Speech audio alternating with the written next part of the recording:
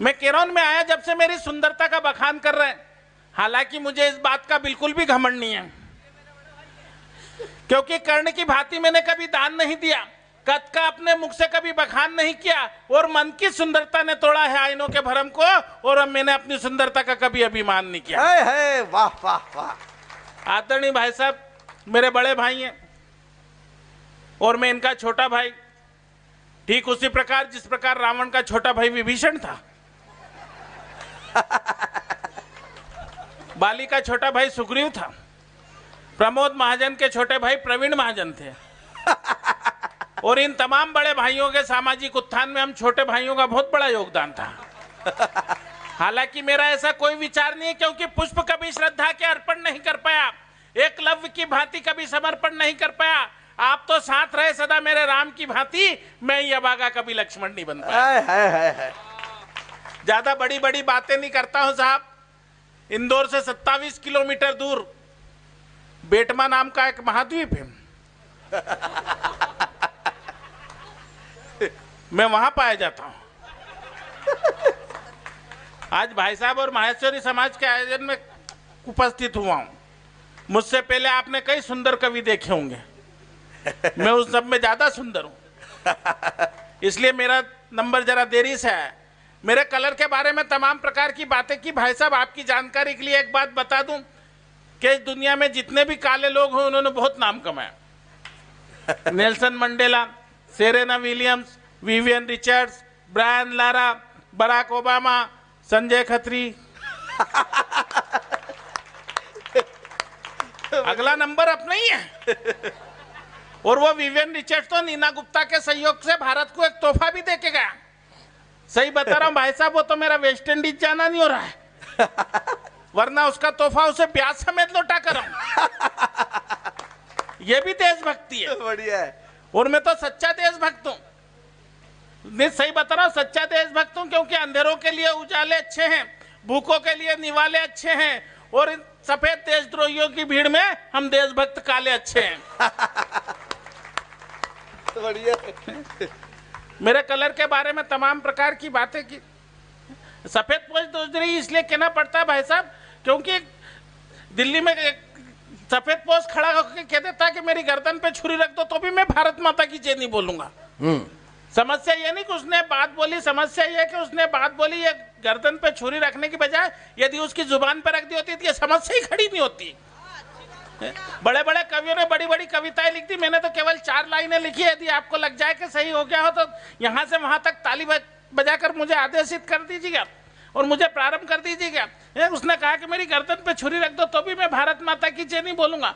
तो मैं कहना चाहता हूं कि गलती कोई भी करे उसे डांट देनी चाहिए।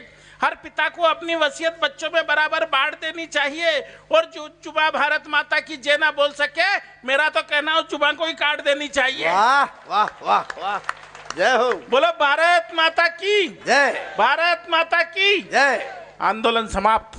वाह, अपनी देशभक्ति इतनी है भाई साहब। चल मैं कह रहा हूँ, और ये क्या काला काला करते हो भाई साहब? हाँ खींच लो।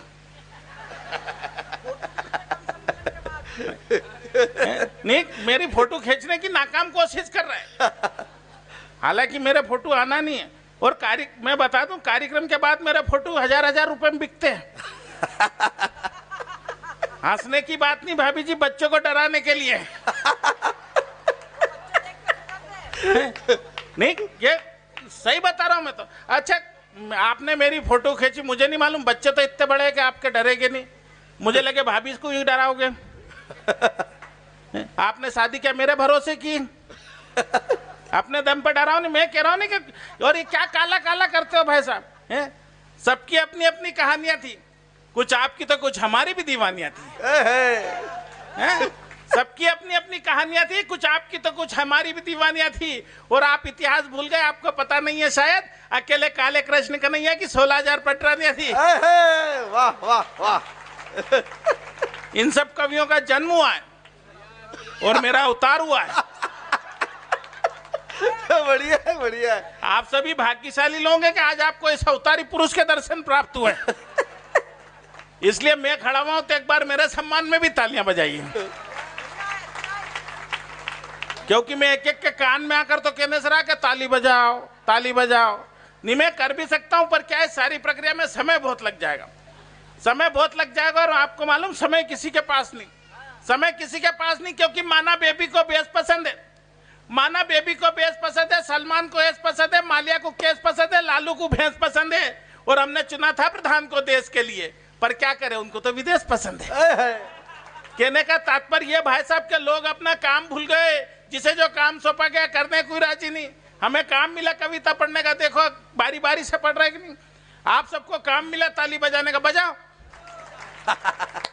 और मैं तो कहना चाहता हूं कि मैं अपने काम के प्रति इतना सजग हूं कि यहाँ मंच पे बैठा हुआ एक भी कवि नहीं होगा, और कवि छोड़ो यहाँ मौजूद एक भी श्रोता नहीं होगा, और ये बात मैं साबित कर सकता हूं। अच्छा, राखी सावंत ने स्वयंवर रचा, आप में से कौन कौन व्यक्ति उस स्वयंवर में गया? मुझे मालूम है कोई नहीं गया। मैं गया क्योंकि मैं देश का एक जिम्मेदार नागरिक हूं और अपनी जिम्मेदारी समझता हूं। मैं गया और जाकर कहकर आया कि देख राखी, 2 मई 2007 को मैंने शादी कर ली है, अब तू भी कर ले, मेरे भरोसे मत रहना। और मैं तो कहना चाहता हूं भाई साहब कि मेरे साथ घटनाएं नहीं, दुर्घटनाएं घटित होती है। वैसे मेरा जन्म ही एक दुर्घटना। नहीं, सही बता रहा हूं, किसी के हंसने की बात नहीं मानसो, किसी के लिए होनी हो, मेरी पत्नी के लिए तो है।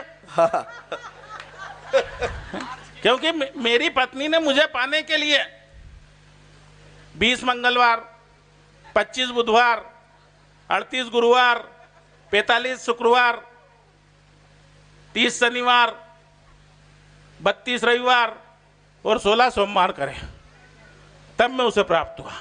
16वें सोमवार के दिन वो हाथ जोड़ के खड़ी हो गई कि हे भगवान, मुझे सुंदर सुयोग्य वर दे, तो मैं तुझे 1,000 रुपये का प्रसाद चढ़ाऊंगी। भगवान भोलेनाथ प्रसन्न हुए, तथास्तु। मैं घोड़ी पे सवार होकर जैसे ही उसके दर पे पहुंचा तो मुझे देखकर चिल्लाई कि हे भगवान, तेरा एक कैसा न्याय, मुझे कुछ समझ में नहीं आया। तो भगवान भोलेनाथ भी ऊपर से ही बोले कि जैसा बीज डालो वैसे ही पुष्प खिलता है, और बेटा 1,000 रुपये के प्रसाद में ऐसे ही मिलता है। देख लो, देश का यह काला धन भी अब गुलाबी हो रहा है। मैं आया जब से मेरी सुंदरता का बखान कर रहे हैं, हालांकि मुझे इस बात का बिल्कुल भी घमंड नहीं है। मैं इनकी कोई बात का बुरा नहीं मानता हूं, क्योंकि इनकी सूरत मेरी पत्नी से मिलती है। इनकी है और मेरी पत्नी की नहीं है।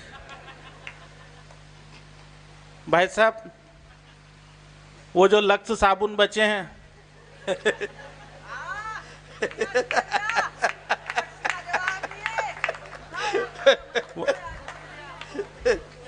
वो मुझे दे दीजिए,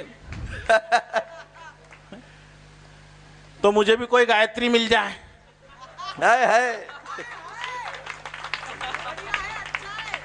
कविता पाठ तो बहुत करा, अब गायत्री पाठ भी हो जाए।